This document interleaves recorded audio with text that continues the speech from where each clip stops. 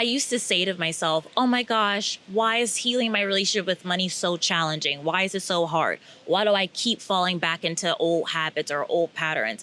And I realized it was because I was literally healing generations of money trauma, not just my own.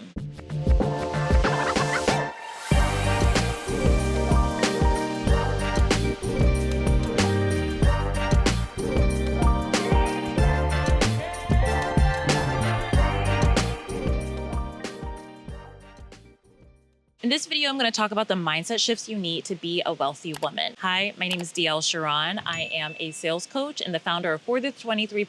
23% of business owners are women of color, and we're here to grow that number. And in this video, I want to talk about the main things that kept me stuck from becoming a wealthy woman. I'm currently in Cabo San Lucas on a mastermind retreat, and I was just thinking about how far I have come. So I used to be a social worker making $2,500 a month. Now I make over $100K a month in my business, and I have learned so many things about money. I was in debt, 6 figures of debt, so not a little cheap debt, 6 figures of debt. I also was constantly overdrafting in my account. I was constantly worried about how I was gonna pay my bills. I was constantly just stuck in this cycle, and I thought I needed more education. I thought I needed to go get my PhD. I already had my master's. I thought I needed all of those things in order to actually become a wealthy woman, and my path was anything but that. So the first mindset hack that I needed to believe was that I can make money outside of my 9-to-5 job. I had to uncouple and actually realize that 9-to-5 jobs are racist for women of color. Now, I know that's a really big statement, but hear me out. I have some backing to prove it. So I realized that how was I ever going to build wealth if I couldn't control my pay, if I had to clock in at a certain time, I couldn't control how I could move up in the system, how I couldn't move up in the system. And I know a lot of people say you can negotiate, you can do certain things, but I realized where I was working, there were salary bands and rules on, oh, if you have only 4 years of experience, you can make X, but if you had 5 years of experience, you can make Y.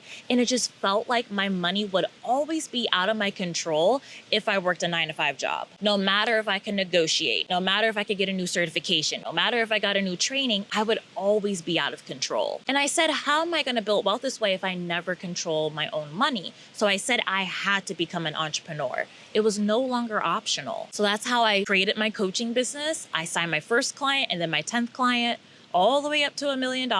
And I've made $1 million in my business since 2022. Every single year has been $1 million year after that. And it was because I decided to take my earning potential in my own hands. So that was the first lesson, that I can't put my earning potential, I can't put making money into no other hands but my own. The second thing I had to learn to become a wealthy woman is I had to change my relationship to debt. And so many now current wealthy women had debt in the past, but they didn't let it define them, and they had to rework their relationship with debt. So the first thing I had to understand about debt was that debt was not going to jump out at the computer screen and eat me alive. We fear debt. We treat it like this massive weight on our shoulders. We think it impacts our day-to-day experience when it actually doesn't. Everything changed with my relationship with money and my relationship with my debt when I realized that I could have a good life with debt. And you might be asking and saying to yourself, okay, but how will this help me pay it off? I'm getting to that. But I realized that I could still have a good life with debt. I still went out to Chick-fil-A. I laughed with my husband at a movie theater.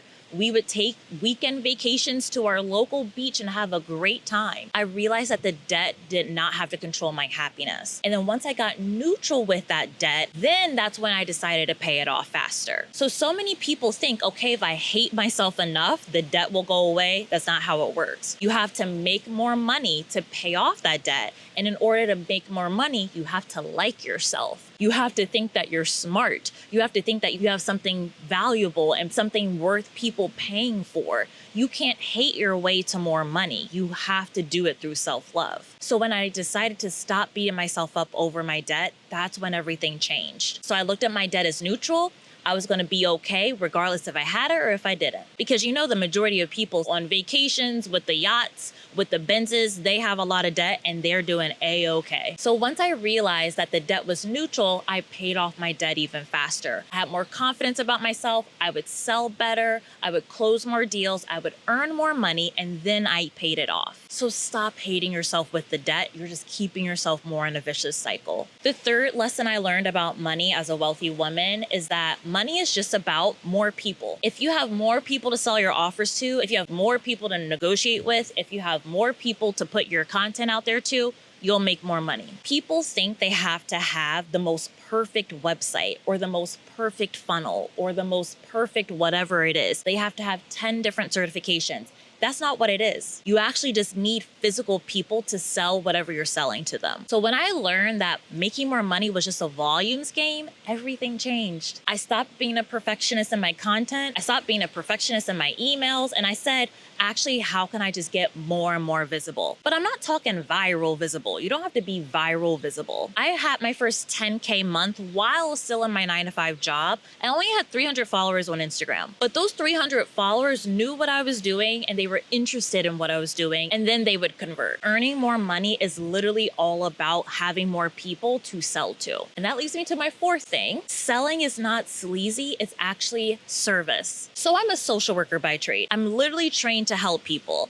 I've worked in schools, I've worked in prisons. I'm literally trained to serve people. That's my whole job. I have my bachelor's and my master's in social work. And I never had taken a full business class in my life. So when I learned about selling and when I learned about sales, I thought it was the sleaziest thing ever. And I was like, why would anybody want to learn sales from me? And I thought to myself, I don't want to have to sell. If I have to make money by selling, I don't want it. But I realized that mindset was so faulty. Sales is actually how I help people the most because it's 100% within my control. I get to deliver the service. I get to make sure they have a good client experience. I get to personally help them because I sold them. Versus when I was a social worker, there was so much red tape, there was so much legality, there were so many rules I had to follow, and I felt like I actually wasn't helping people. But now in my own business, I feel like I'm helping people the most. So selling is literally service. And also, if somebody doesn't buy your service, they'll probably buy someone else's that may not be as good as you. So say you're a realtor and you really care about helping your clients get a good deal on a home. If you don't sell and if you don't get your offer out there, they're going to go to a realtor that maybe won't give a damn, that maybe won't negotiate on their behalf the best way they possibly can,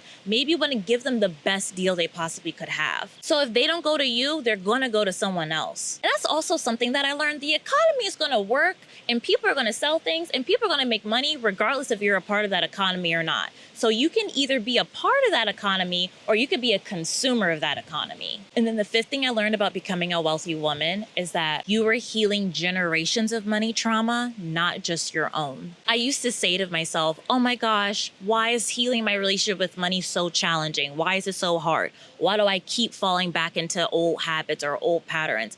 And I realized it was because I was literally healing generations of money trauma, not just my own. I'm not the first one in my family to have money problems. It's been years and years of women in my family having issues with money. So I'm healing all of my past generations, and that's why it feels so challenging. But then also, that's why it can feel so liberating when you have a win, when you save your first $100, when you sign a client and make money outside of your 9-to-5 job. That can feel like the most liberating experience because you are healing generations. So don't beat yourself up if it's tough. Don't overthink things if it's challenging. Don't say that you'll never be able to be financially safe. You will be able to be financially safe with money. You will become a wealthy woman, even if it takes longer than you want. And it's because you're healing past generations, but that's what makes it all worth it. So thank you for coming to my YouTube channel. Make sure you subscribe and like, and I'll see you in the next one.